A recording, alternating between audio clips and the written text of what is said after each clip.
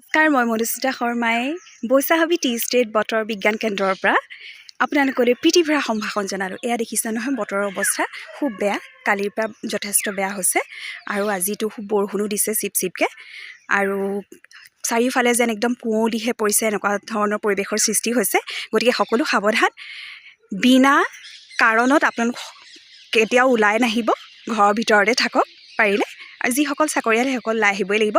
সৰু ল'ৰা ছোৱালী বেছিকৈ বাহিৰলৈ নানিব আৰু সাৱধান হওক। আজি যিহেতু যথেষ্ট বৰষুণ দিছে নহয় জানো, আৰু এনেকুৱা চিপচিপীয়া বৰষুণ দি থাকিলে এনেকুৱা হয় যে কোন সময়ত ভূমিকম্প আহিব এনেকুৱা যেন অনুভৱ হয় নহয় জানো। আৰু হয়ো এনেকুৱা বৰষুণ দিলে কোন সময়ত ভূমিকম্প আহে কোনো ঠিক নাই। আৰু আজি এই বতৰটো দেখি মোক কথা এটা মনত পৰিলে, পুৰণি কথা এটা। এই যে আমাৰ ভূমিকম্প দিয়াৰ লগে লগে আমি সকলোৱে ভয় খাওঁ নহয় জানো, আৰু ভয়ত কি কৰোঁ কি নকৰোঁকৈ আমি যি টি কাম কৰোঁ নহয় জানো। আৰু সেই সময়ত আমি কিন্তু ধৈৰ্য ধৰিব লাগে। তুমি গম পোৱানে কেলৈ ধৈৰ্য ধৰিব লাগে জানানে? এনেকুৱা মই আজি তোমাক ঘটনা এটা ক'ম।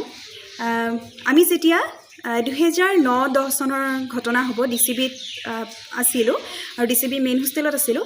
আৰু সেই হোষ্টেলখনো এনেকুৱা আছিলে যে চাৰিওফালে ৰুম আছিলে আৰু মাজৰ এডোখৰ খোলা স্পেচ আছিলে দেই, জেগা আছিলে, একদম মুকলি আকাশ আমি চাব পাৰোঁ।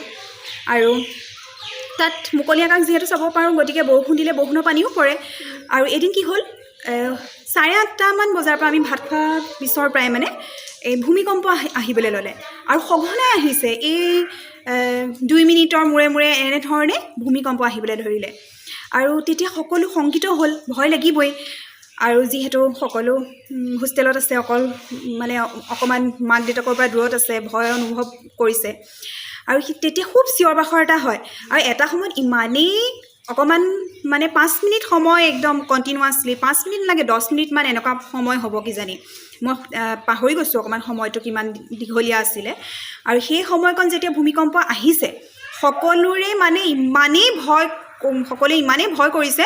ভয়ৰ কোবত কি হৈছে, আমাৰ যিটো চিৰি, সেই চিৰি দি ঠেলা ঠেলি কৰিছে, মইহে আগত ওলাওঁ এনেকুৱা হৈছে তাৰমানে সেইটো কৰোঁতে কি হৈছেগৈ, আমাৰ যিখন গ্ৰিল আছিলে, মেইন গ্ৰিলখন খুলিবলৈ কি কৰিছিলে জানানে, ঠেলা হেঁচা লাগিছিলে। ঠেলা হেঁচা লগাৰ ফলত তাৰ মেইন যিটো লক, সেই লকটো খুলিব নোৱাৰাই হৈ থাকিলে, চাবিৰে খুলিবই নোৱাৰা হ'ল। কাৰণ ইফালে ভূমিকম্পটো দিয়ে আছে আৰু চবেই উৎপাত কৰিছে, চিঞৰ বাখৰ কৰিছে, কোন আগত যাওঁ এনেকুৱা হৈছে। আৰু খুলিব নোৱাৰি কি হ'ল, কোনো ওলাই যাব নোৱাৰিলে। আৰু সেই ভূমিকম্পটো যোৱাৰ পিছতহে গৈ গ্ৰিল খুলিছে আৰু আমি বাহিৰলৈ ওলাই গৈছোঁ। পৰিস্থিতি এটা কেনেকুৱা উদ্ভৱ হয়। সেইকাৰণে সেই সময়ছোৱাত ভয় নকৰি অন্ততঃ ধৈৰ্যৰে আমি কামবোৰ কৰিব লাগে, গম পোৱানে? তাৰমানে যেনিবা ভূমিকম্প আহিলে, অহাৰ লগে লগে তুমি ধৈৰ্য ধৰি দৰ্জাখন